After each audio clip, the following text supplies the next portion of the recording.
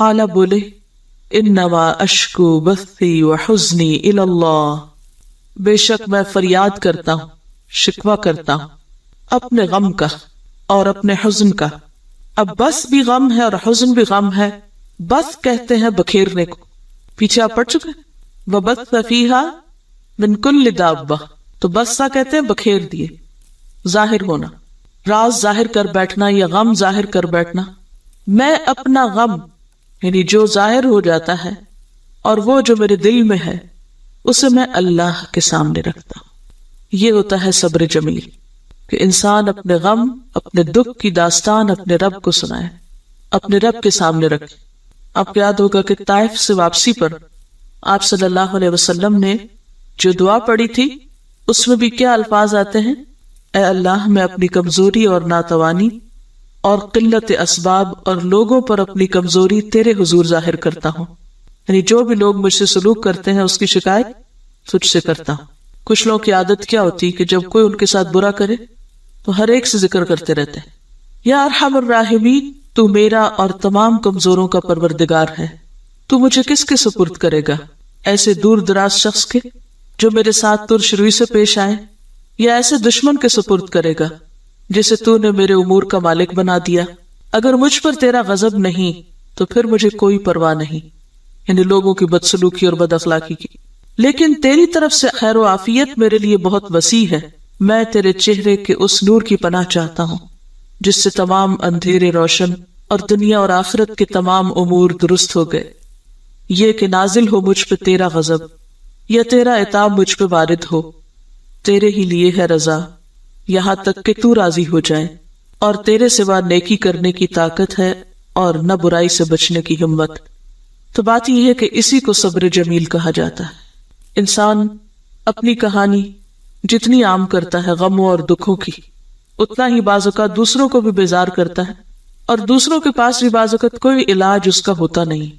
تو انسان کو اپنا غم اور دکھ اللہ کے سامنے ہی رکھنا چاہیے، کیونکہ اصل حل تو اسی کے پاس ہے. تو انما اشکو بثی وحزنی الی اللہ. اس سے ایک بات یہ بھی پتہ چلتی ہے کہ غم اور دکھ قدرتی چیز ہے.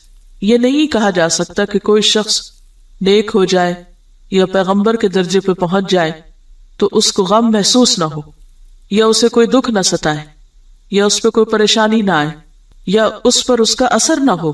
جو باتیں غمگین کرنے والی ہوتی، دکھی کرنے والی ہوتی، تکلیف دینے والی ہوتی، وہ تکلیف دیتی ہے اور انسان ان کی تکلیف محسوس بھی کرتا ہے. اور خاص طور پر اپنوں کی بدسلوکیاں، اور خصوصاً آپ یہاں دیکھ رہے ہیں کہ اولاد کی طرف سے اچھا معاملہ نہ ہونا. کیونکہ انسان کو کس کی بات زیادہ چبھتی، کس سے تکلیف زیادہ پہنچتی؟ اپنوں کی بات سے زیادہ تکلیف پہنچتی.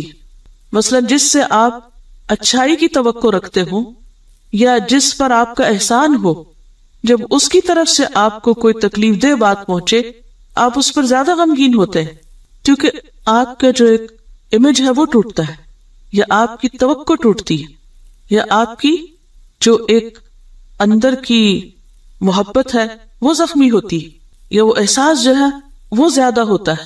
اب ماں باپ اولاد پر احسان کرتے ہیں، ماں باپ تو اولاد کو بنانے والے ہوتے ہیں، اولاد پر ماں باپ سے بڑھ کر کس کا احسان ہو سکتا ہے؟ کسی کا بھی نہیں.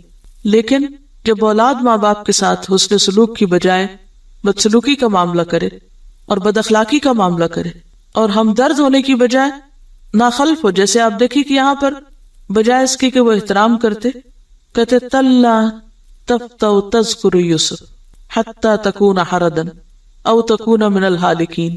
جیسے قرآن نے کیا کہا کہ وَلَا تَقُلْ لَهُمَا اُفٍّ وَلَا تَنْهَرْهُمَا، ماں باپ کو اف نہ کہو، ڈانٹ کے بات نہ کرو، انتہائی بد اخلاقی ہے. اور یہاں پر آپ دیکھتے ہیں کہ وہ ایک طرح سے جو بات کر رہے ہیں اس میں کیا ہے؟ ڈانٹ کا پہلو بھی ہے. تَاللَّهِ تَفْتَوْ تَذْكُرُ يُوسُف حَتَّى تَكُونَ حَرَدًا أَوْ تَكُونَ مِنَ الْحَالِكِينَ. آپ نہیں چھوڑیں گے یہ سب کچھ جب تک کہ آپ ہلاک نہ ہو جائے. اب یہ انداز کلام کیا ہے؟ بعض اوقات ماں باپ بوڑھے ہوتے ہیں، بیمار ہوتے ہیں، کوئی چیز انہیں ڈاکٹر منع کر دیتے ہیں، اے نہ کھاؤ. اب کیا ہے؟ وہ کہتے ہیں کھانی.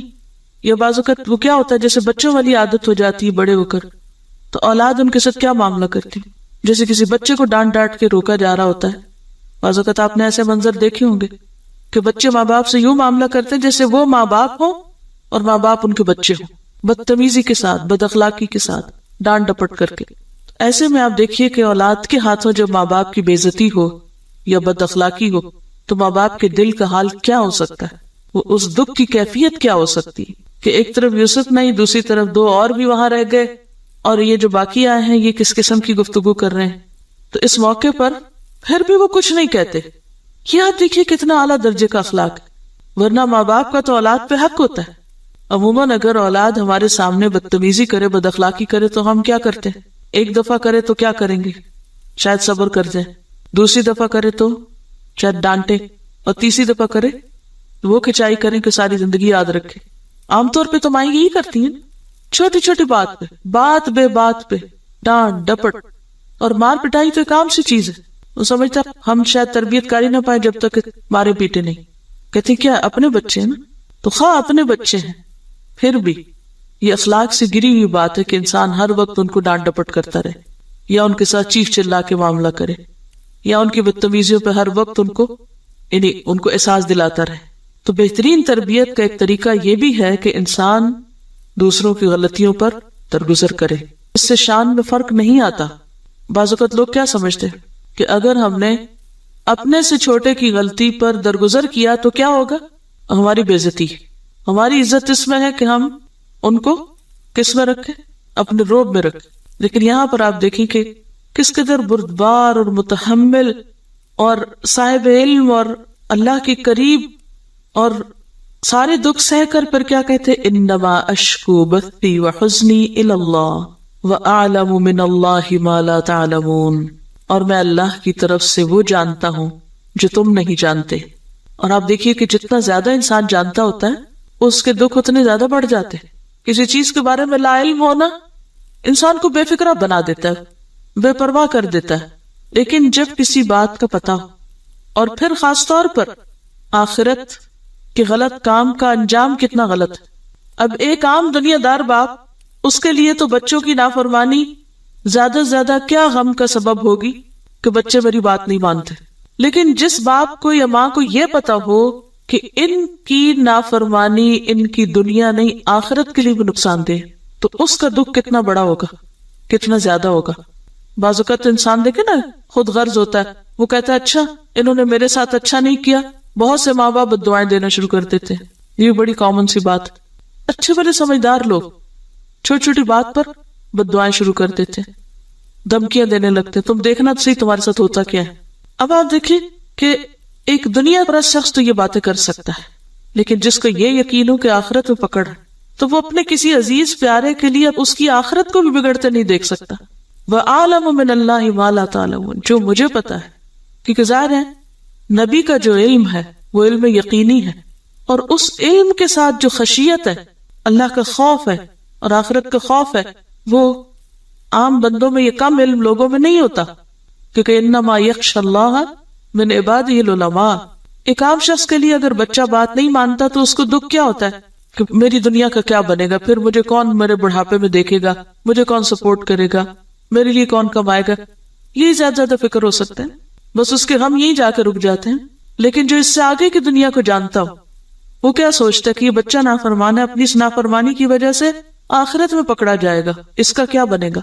تو اس کو آخرت کا غم زیادہ غمگین کر دیتا ہے. لیکن ان سب غموں کا علاج وہ کیا کرتے ہیں؟ اللہ سے دعا، اللہ سے شکوہ. اللہ سے شکوہ اس بات کا نہیں کہ اللہ تو نے مجھ پہ یہ غم کیوں ڈالا. بعض لوگ اللہ سے شکوہ کیا کرتے ہیں کہ یا رب تو میرے ساتھ ناانصافی کرتا ہے.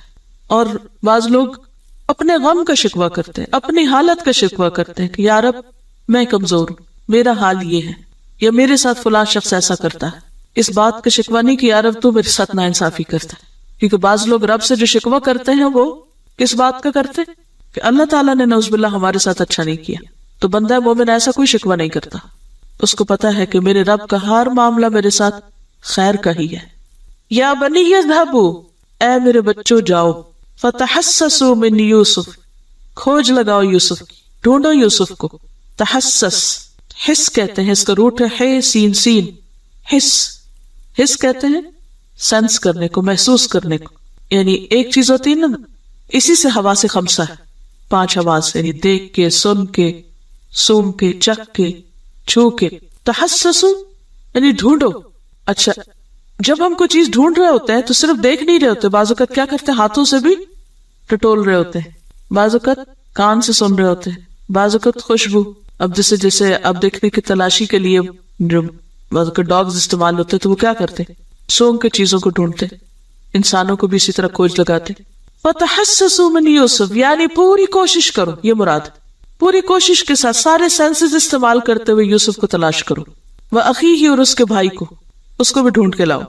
وَلَا تَيْأَسُوا مِن رَوْحِ اللَّهِ اور نہ تم مایوس ہو اللہ کی رحمت سے. روح کا لفظ جو ہے اس کے بہت سے معنی، رحمت، راحت، خوشی، سرور، تازگی، آسائش. اللہ کی رحمت، اللہ کی طرف سے ملنے والی راحت، سکون، خوشی، اس سے تم مایوس نہ ہو. اب آپ دیکھیں کہ جو غم بڑھ رہا ہے ان کی امید بھی اتنی بڑھ رہی ہے. انہو بے شک بات یہ ہے، لا ییأس من روح اللہ نہیں مایوس ہوتے اللہ کی رحمت سے، الا القوم الکافرون مگر کافر لوگ جو اللہ کو نہیں مانتے. مایوسی ان کو ہوتی جن کو یہ یقین ہے کہ اللہ کی رحمت بہت وسیع ہے اور اللہ کی قدرت بہت بڑی ہے. ان کی زندگیوں میں پھر مایوسی نام کی کوئی چیز نہیں ہوتی، وہ ہمیشہ پر امید رہتے ہیں. تلاوت سنیے اور اس کے بعد کوئی چیز ذہن میں آئے تو پوچھیں.